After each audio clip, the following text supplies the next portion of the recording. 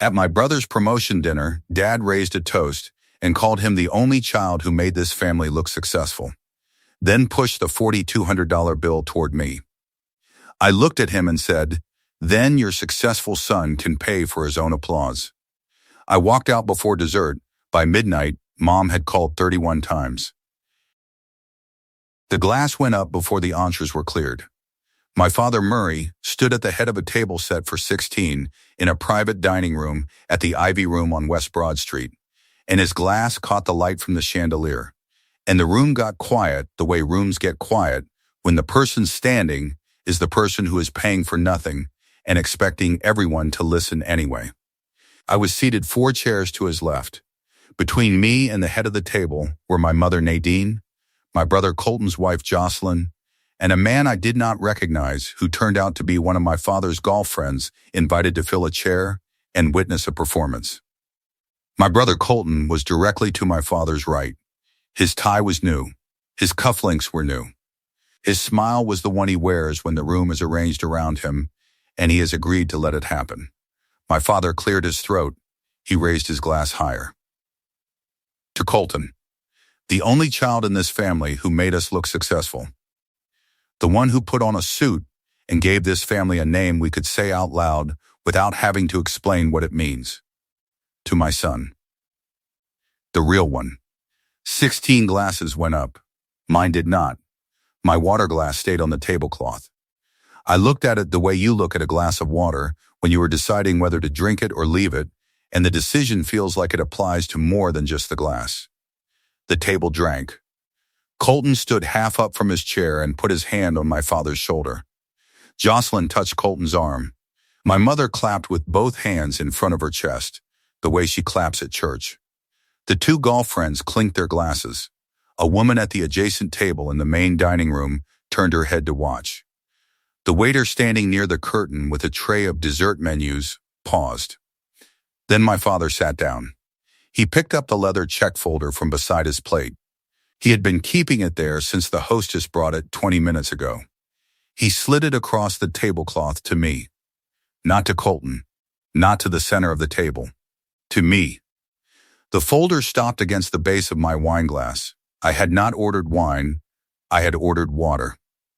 My father had ordered $1,400 worth of wine for a table of 16 people, and none of the 16 was me. He leaned across my mother and spoke in a voice low enough to seem private and loud enough that the 3 people between us heard every word. You run a dog hospital, Ellery. You stick thermometers in animals, and you charge people to cry in your lobby. That is not success. That is a service job with a diploma on the wall. Useful people pay the check. Successful people get the toast. Sign it and do not make this about you. You are good at writing checks. Stay good at it. I opened the folder. $4,214. The wine was itemized. $1,400. Ordered at 6:15 p.m. I had arrived at 7. The wine was 45 minutes old before I sat down. Below the wine, the appetizer course I had not ordered. The seafood tower I had not ordered. The dessert pre-order I had not ordered. My father had built a $4,000 meal and placed my credit card number on it before I walked in the door.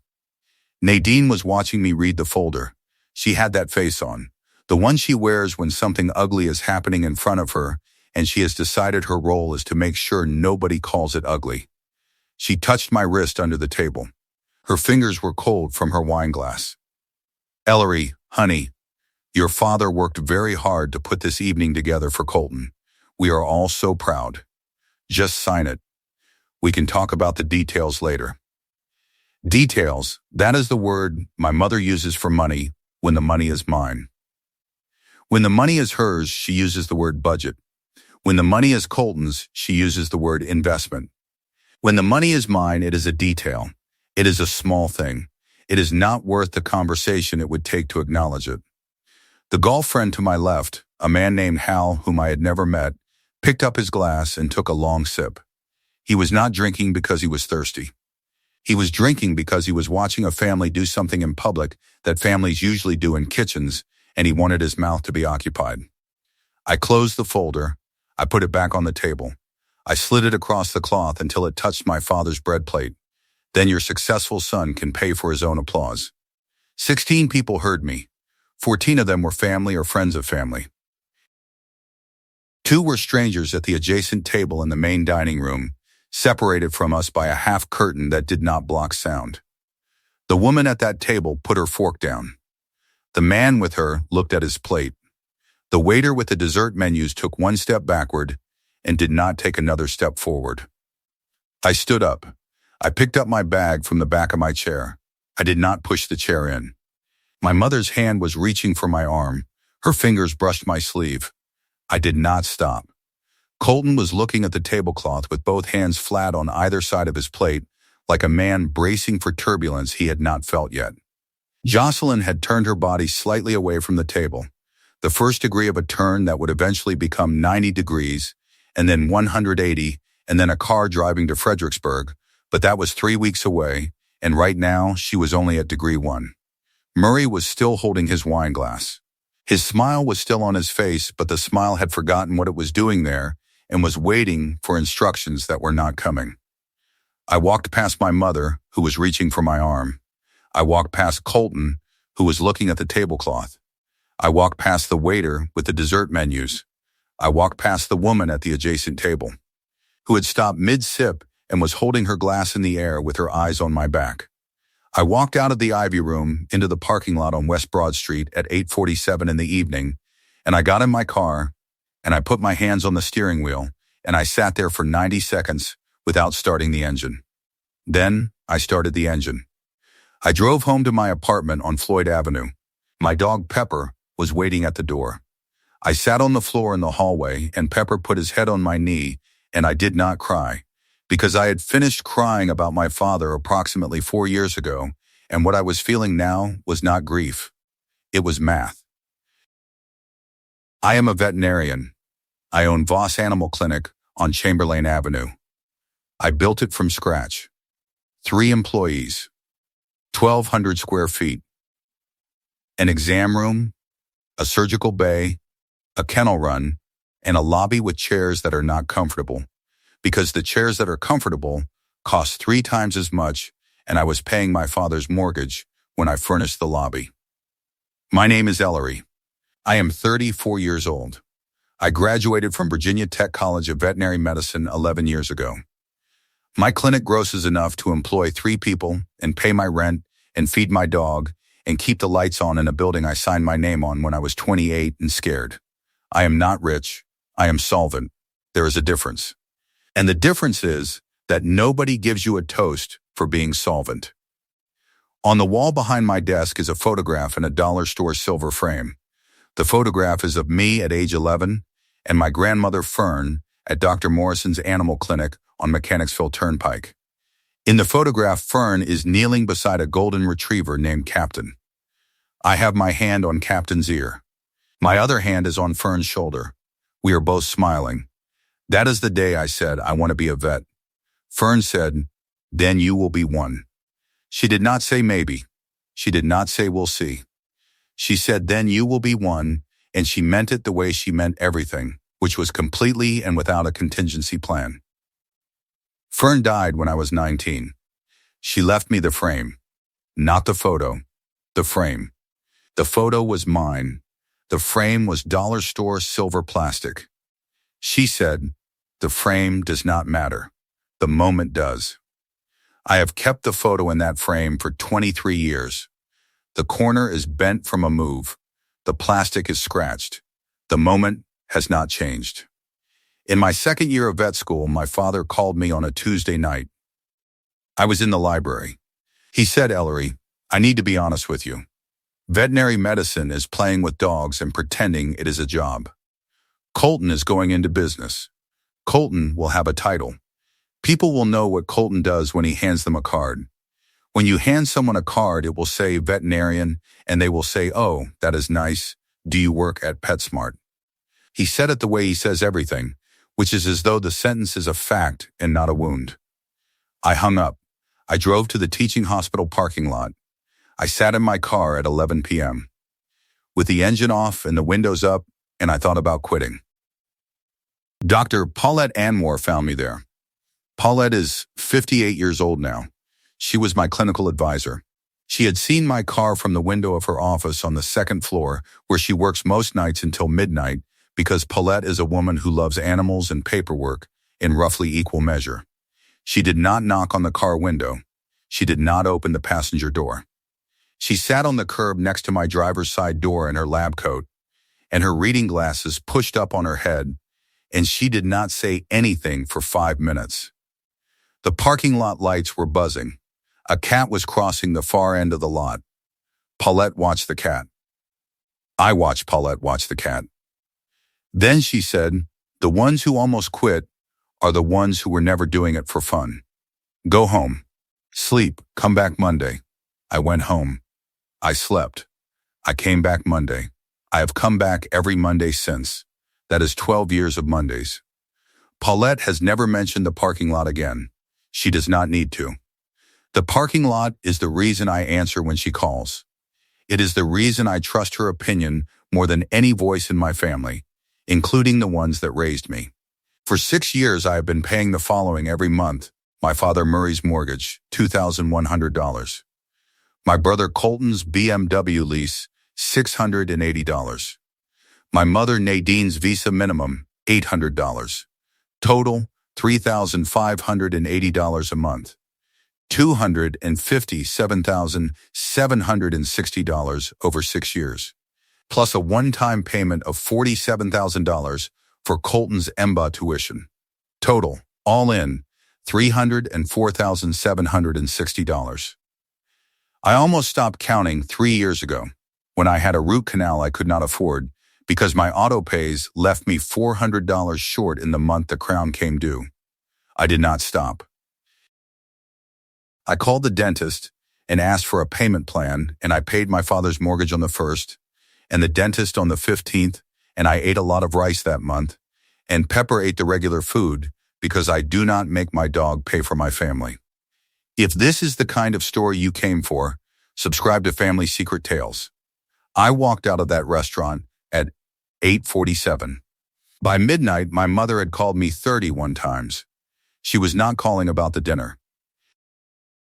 At 9:14 p.m., I sat down at my kitchen table with my laptop and a glass of water, and Pepper curled around the leg of my chair. The photograph of Fern and me and Captain was on the desk in the other room, but I did not need to look at it. I could see it with my eyes closed. I opened my banking app. I canceled the first autopay at 9:16. Murray's mortgage, $2,100 a month. The next payment was due June 1st. It would not arrive. I canceled the second at 9:17. Colton's BMW lease, $680, due June 5th. I canceled the third at 9:18. Nadine's Visa minimum, $800, due June 10th, $3,580 a month. Gone in 2 minutes. I sat there for a moment with the phone in my hand.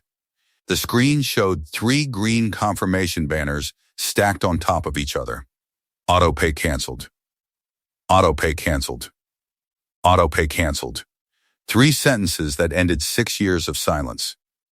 At 9:22, I called Dr. Anwar. She picked up on the second ring. She always picks up on the second ring. There was a television on in the background and the sound of a dog settling on a cushion. "Paulette Ellery, it is 9:20 on a Saturday. What happened?" I just stopped paying for my family. The television went quiet. I heard her glasses come off. That small click of metal on a table. All of it. All of it. How much? 300,000. Give or take. Silence for 5 seconds. Not shock. Calculation. Paulette is a woman who processes numbers the way she processes blood work. Without drama, with precision. Good, go to bed. Come to work Monday. She hung up. Paulette does not say goodbye on the phone. She says the last useful thing, and then the line goes quiet.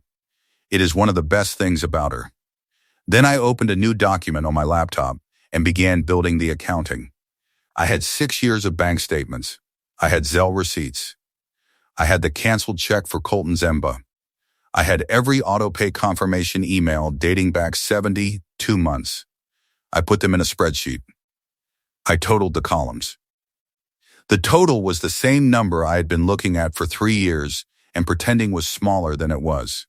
$304,760. At 9:41, I found the first thing I had not known. I had written the $47,000 EMBA check to Murray, not to the university. Murray had told me Colton's tuition was $47,000. I had written a personal check. Murray had said he would handle the transfer. I found a copy of the check in my records. Payable to Murray Voss, $47,000. I had not questioned it at the time because I was 29 and my father asked me to do a thing and I did it. I searched the university's public records for Colton's enrollment year. Tuition for the EMBA program that year was $31,000. Part-time. 3 semesters. Financial aid records are private, but Colton's LinkedIn listed a Dean's Merit Scholarship on his education section. I called my cousin April, who had attended the same program 2 years later. April told me the Dean's Merit Scholarship covered approximately 50% of tuition. 50% of $31,000 is $15,500. Actual cost to Colton, approximately $15,500. Murray had asked me for $47,000. The gap was $31,500. My father had pocketed $31,500 from a check I wrote to educate my brother. At 10:08, I found the second thing. I pulled the county assessor records for Murray's house. The house on Wyndham Lane. My name is on the deed as cosigner. My credit application is attached to the original mortgage. I have been paying $2,100 a month on a property I legally co-own. That I already knew. What I did not know was that Murray had a tenant. The county tax records showed rental income reported for 4 consecutive years, $1,200 a month. The tenant was Colton. My brother had been paying rent to my father for the house I was paying the mortgage on. 4 years, $1,200 a month, $57,600. Murray was collecting rent from one child and mortgage payments from the other on the same property. Double dipping. Colton did not know I was paying the mortgage. I did not know Colton was paying rent. Murray knew both. At 10:34, I found the third thing. Nadine's visa statements. I had access because the autopay came from my account and the bank stored the billing summaries. The statements showed a recurring charge. Meridian Wellness, Antioch, Virginia, monthly, variable amounts. Total over 4 years, $18,200. Meridian Wellness is Jocelyn's Day Spa, my brother's wife's business. My mother had been charging spa treatments to a Visa card whose minimum payment was coming out of my bank account. $18,200 of my money flowing through my mother's credit card into my sister-in-law's business. I almost closed the laptop. I almost decided I had found enough. Pepper put his chin on my foot. I kept going.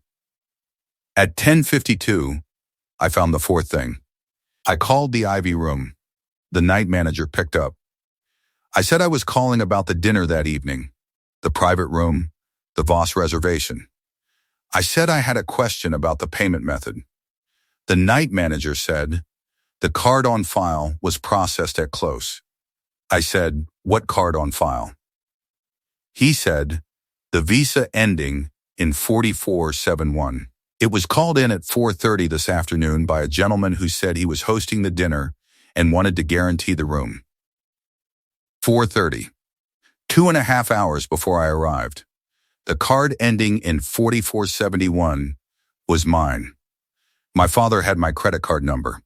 He had called the restaurant and put my card on file before I walked in the door. The $1,400 in wine ordered at 6:15 was ordered on my card 45 minutes before I sat down. The check folder sliding across the table was theater. The charge was already running. At 11:07, I found the fifth thing, the one that made the rest of it look small. I had been pulling records for the co-owner filing on Murray's house. The county clerk's office has a digital archive. In the archive, I found Murray's employment history attached to the original mortgage application from 12 years ago. The employer was Prescott & Doyle, a commercial property management firm in Short Pump. Murray had told the family he retired early from Prescott and Doyle 3 years ago.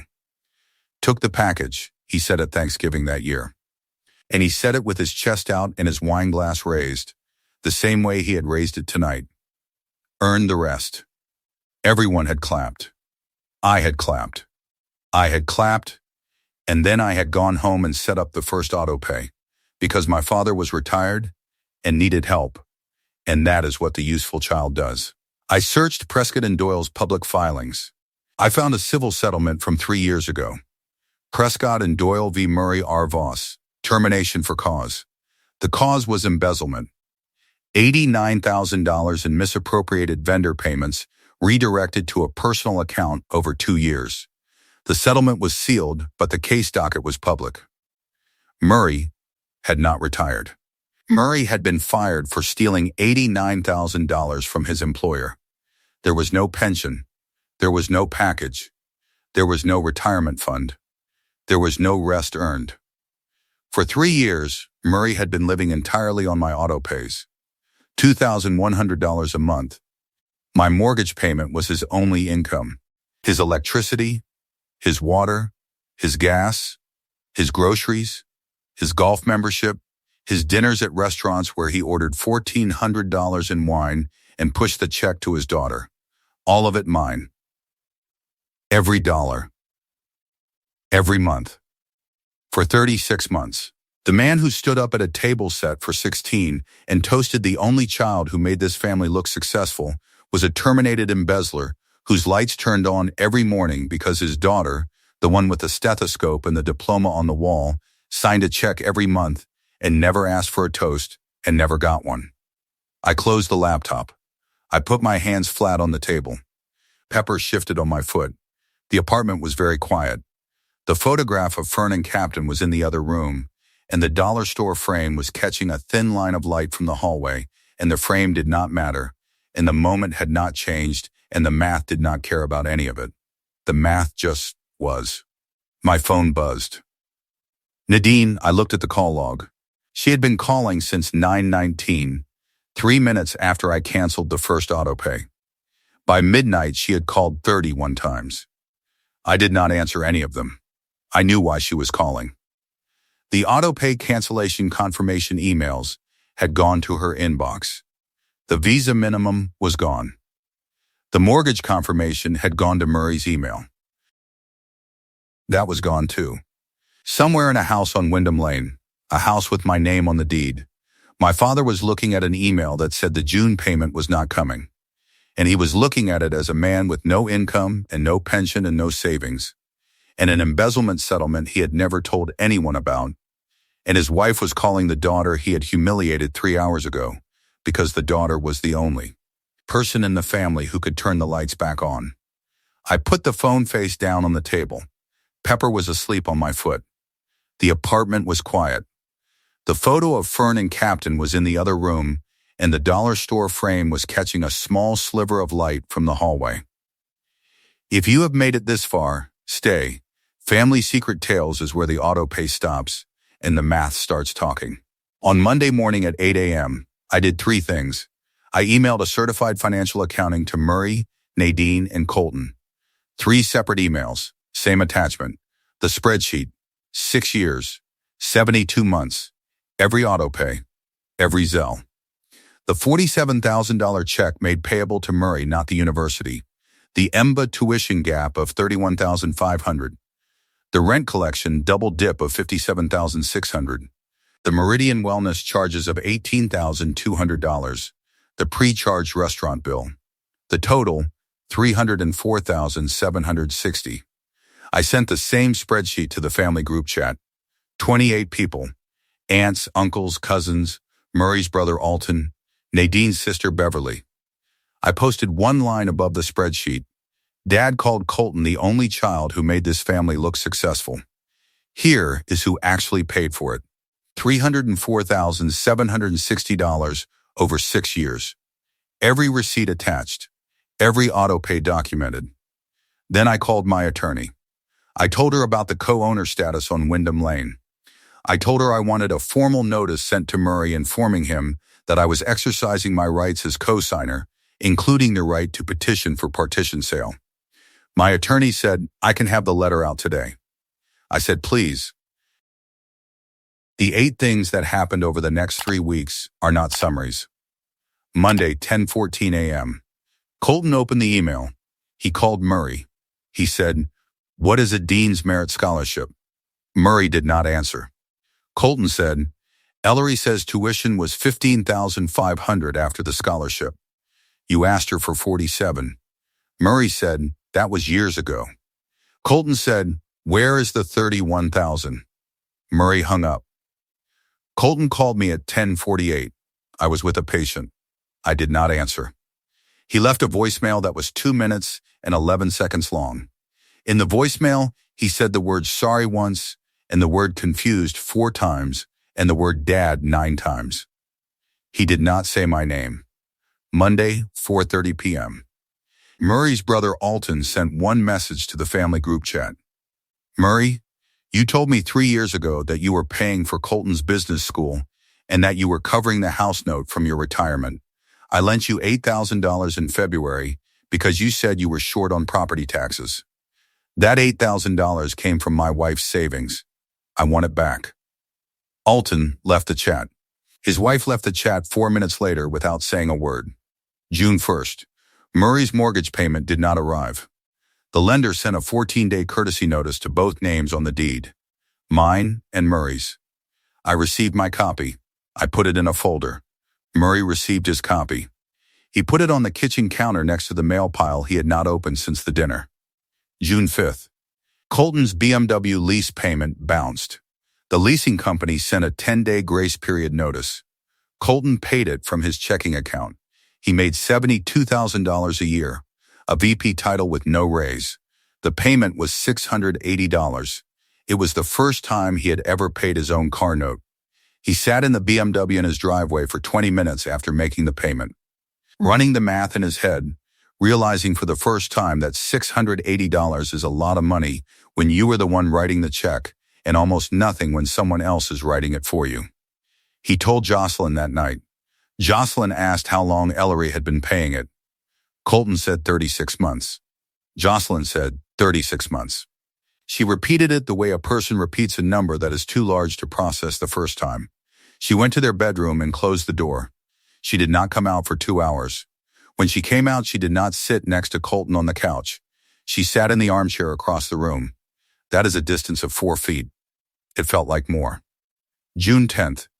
Nadine's Visa minimum bounced. The card was frozen at a balance of $22,300. Nadine called the bank. The bank told her the autopay source had been removed and the minimum was past due. Nadine called Murray. Murray did not answer because Murray had not been answering his phone since Alton's message in the group chat.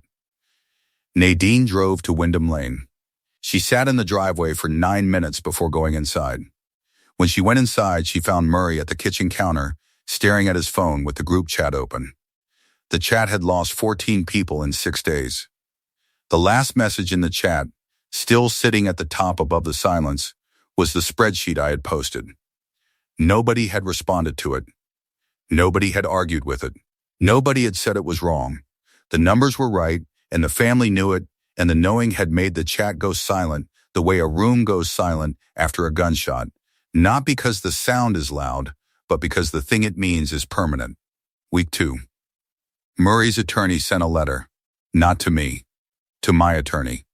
The letter claimed I owed restitution for breach of family financial obligations and threatened legal action if I did not resume the mortgage payments within 30 days. My attorney read the letter. She called Murray's attorney. She said, "Miss, Vosco owns this property. She has been the sole payer on the mortgage for 72 consecutive months. She reserves the right to petition for partition sale. If your client would like to discuss a buyout, she is available. If he would like to continue threatening the person whose signature is on his deed, she will see him in court." Murray's attorney did not reply. Murray's attorney called Murray 3 days later and told him the letter had no legal standing and that any continued action would require a retainer Murray could not afford, because Murray's only income for 3 years had been the autopay I had just canceled. Week 2. Wednesday afternoon. The Visa Fraud Department contacted Jocelyn. $18,200 in charges to Meridian Wellness over 4 years, paid by a cardholder named Nadine Voss. Minimum payments sourced from a third party named Ellery Voss. The fraud department asked Jocelyn to verify that all charges were for services rendered. Jocelyn verified $7,000. She could not verify $11,200. The fraud department flagged the account for review. Jocelyn called Nadine. Nadine did not answer. Jocelyn called Colton. Colton said, "I cannot do this right now." He hung up. Jocelyn packed a weekend bag and drove to her mother's house in Fredericksburg. She was there for 8 days. Week 3, Tuesday, Colton came to my clinic. He parked in the lot. He came inside. Willa was at the front desk. He said, "I need to see Ellery." Willa said, "She is with a patient." He sat in the lobby for 40 minutes. I saw him through the glass partition between the exam room and the reception area. I finished with the patient, a 12-year-old beagle with an ear infection. I washed my hands. I walked through the lobby. I did not stop. I walked past Colton and into my office and closed the door. I did not say a word. Colton sat in the lobby for another 11 minutes. Then he stood up. He walked to the door. He put his hand on the handle. He did not open it for about 5 seconds. Then he did. He walked to his car. He sat behind the wheel. He did not start it for 6 minutes. Then he drove away. Willa watched him from the window. She did not mention it until Friday. When she mentioned it, she said, "Your brother sat in that chair like a man who finally understood what a waiting room is for."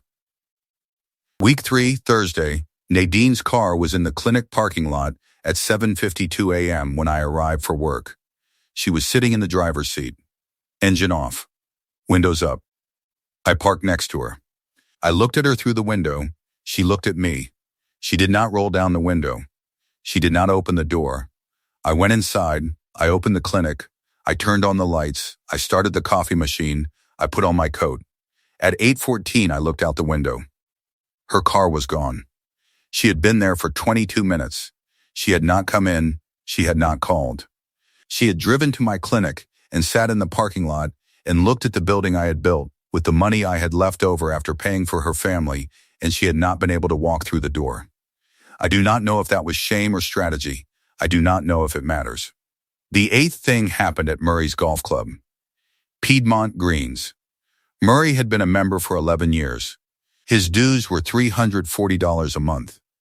For the past 3 years, the dues had been auto-drafted from an account that was funded by the excess from my mortgage payments, though I did not know that until the spreadsheet made it clear. On the second Friday after the dinner, Murray walked into the clubhouse for his regular tea time with 2 men he had played with for 8 years. He sat at the bar. He ordered a coffee. One of the 2 men, a man named Garrett, who worked in commercial lending, walked in and sat 2 stools away. Not next to Murray. 2 stools away. The other man did not come. Garrett drank his coffee. He looked at the television above the bar. He did not look at Murray. After 11 minutes, Murray said, "We still on for 9 holes." Garrett set his cup down. He said, "Murray, I saw the email your daughter sent. The one your brother forwarded to me. I do not think we can play together anymore." He put a $10 bill on the bar for his coffee and walked out. Murray sat at the bar for another 35 minutes. He did not order another coffee. He did not play golf. He drove home. His membership dues bounced the following month because the account was empty and the autopay that had filled it was gone. Monday morning. 3 weeks and 2 days after the dinner. Voss Animal Clinic. The first patient on the table was a 9-year-old lab named Arthur with an ear infection. My hands were steady. The otoscope light was clean. Arthur held still because labs hold still when they trust the hands, and I have good hands, and Arthur knew it the way animals know things, which is without negotiation. Pepper was asleep on the clinic floor next to the exam table. He does this every Monday. He sleeps through the first 3 patients and wakes up for the 4th, because the 4th is usually a cat, and Pepper has opinions about cats. "Doctor, Paulette Anwar's text was on my phone. Paulette is 58 years old. She was my clinical advisor at Virginia Tech. In my second year, after Murray told me on the phone that veterinary medicine was playing with dogs and pretending it's a job, I had sat in the teaching hospital parking lot at 11 p.m., considering whether to drop out. Paulette had found me there. She had not come inside the car. She had sat on the curb next to the driver's door. She had not said anything for 5 minutes. Then she had said, "The ones who almost quit are the ones who were never doing it for fun. Go home. Sleep. Come back Monday." I came back Monday. I have come back every Monday since. Her text this morning said, "Monday is here. You're here." That's the whole thing. I put the phone down. I looked at the photograph on my desk. Me and Fern and Captain. Dollar store silver plastic frame with a scratch on the left side and a bent corner from the move. The moment had not changed. I was 11 in the photograph, and I was 34 in the exam room, and the hands were the same hands, and the frame was the same frame, and the decision was the same decision. Across town on Wyndham Lane, Murray's house sat 47 days past due on the mortgage. The 14-day courtesy notice had become a 30-day notice, and the 30-day had become a 60-day, and the 60-day was sitting on the kitchen counter next to an unopened letter from my attorney and a golf club membership cancellation notice and a stack of mail Murray had stopped opening because every envelope contained a version of the same sentence, which was that the money was not coming and the person who had been sending it had stopped and was not going to start again. Colton's BMW had a yellow repo warning tag clipped to the windshield mirror because he had made one payment and missed the next. Because $72,000 a year is not a lot of money when you have been told your whole life that someone else is handling it. He had started taking the bus to work on Tuesdays and Thursdays. He had not told anyone at the office. He got on at the stop 3 blocks from his house, and he sat in the back, and he looked at his phone, and the phone had a calculator app open because Colton was doing something he had never done before, which was his own math, without a sister's bank account underneath it. Nadine's visa was frozen at $22,300, and the interest was compounding daily. She had started buying groceries with cash. She counted the bills at the register the way a person counts bills who has not counted them in a long time and has forgotten how small they feel when they are the last ones. Jocelyn was still at her mother's house in Fredericksburg. Meridian Wellness was under visa review. The spa had not had a booking in 9 days because Jocelyn had not been there to open it. A sign on the door said temporarily closed, and it had been there for 11 days. The family group chat had 11 people left in it, and none of them had spoken since Alton's wife left. Murray's brother had not returned his calls in 19 days. Murray's attorney had not replied to my attorney. Murray's golf partner Garrett had not answered a text in 16 days. On the 14th day after the dinner, Murray posted a message in the family group chat. It was the first time he had spoken in the chat since I posted the spreadsheet. His message was 4 paragraphs long. He wrote about family loyalty. He wrote about sacrifice. He wrote about building a family name that means something. He wrote that Ellery had misunderstood the financial arrangements and that the payments were a mutual family understanding that did not require documentation. The message had 2 typos and 1 sentence that did not finish. He had been writing it for days. 23 people saw it. Nobody replied. Not one person.